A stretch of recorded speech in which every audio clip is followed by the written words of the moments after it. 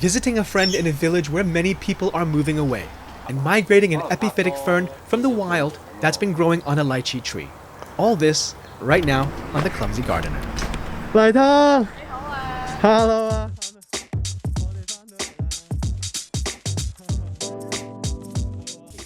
We've been out here to Wang Chau in the western New Territories of Hong Kong a few times in recent months, mainly to visit Laitong during jackfruit season and experience their most recent and likely their last jackfruit festival, as the land the village is on will be used for other housing developments. I'll leave links below to previous episodes. But today, we're looking at that lychee tree, where a staghorn fern has found a nook to grow on. 棵植物咧，其實係1年多前發現咗佢喺度嘅。嗰時咧，我都以為初係以為人哋即係爬上樹咧咁樣種嘅。原來呢啲六角芒咧，都會去有啲孢子啊，即係佢啲種子咧會隨風飄揚嘅。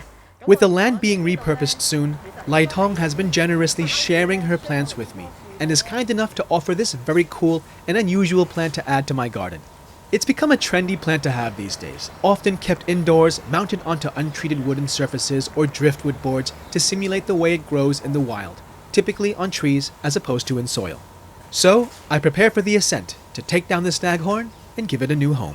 小心啲啊！呢個 number one. Safety first, safety first. So I'm gonna get the ladder and I have some tools. I'm gonna bring my my Niwaki hori knife. I'm also gonna bring my clippers in case there are any roots that have gone in quite far into the tree's bark and needs to be clipped off, or if there's anything else there that needs to be trimmed or pruned.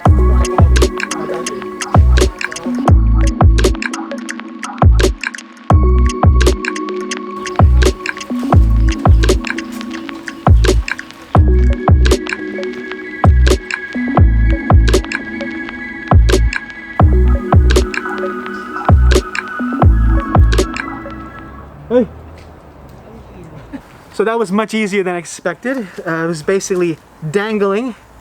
Ooh. It was just attached just by a little bit. Didn't even have to use any of the tools. But this will then get mounted when we get back home. 唔該晒你嚟湯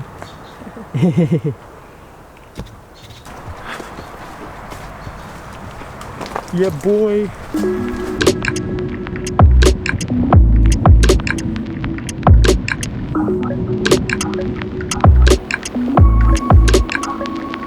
So this is going to be the direction that we're going to mount the staghorn fern onto one of those tree trunks that we have, well, in the garden.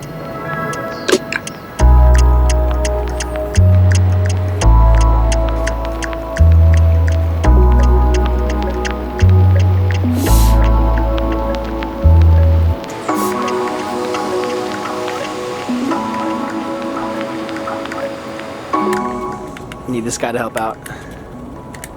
So first, I staple down the fishing line, roughly where the side of the plant would be. Yes! Perfect.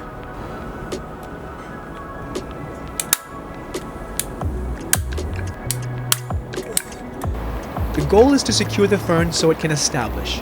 I carefully slip the fishing line in between the basal fronds, the flat leaves that form the brown-colored shield, which effectively becomes the fern's own plant pot. I've also squeezed the excess water out of some wet sphagnum moss and will add it behind the fern as growing medium. I continue this process, careful not to cut into the center of the plant or harm the long, horn-like foliar fronds, slipping in extra sphagnum moss where needed. Eventually, it will put out pups, baby ferns that can be separated and propagated elsewhere. Until then, I'll find a shady spot in the garden that gives it indirect or diffused light, like it would under a tree's crown or tropical forest canopy.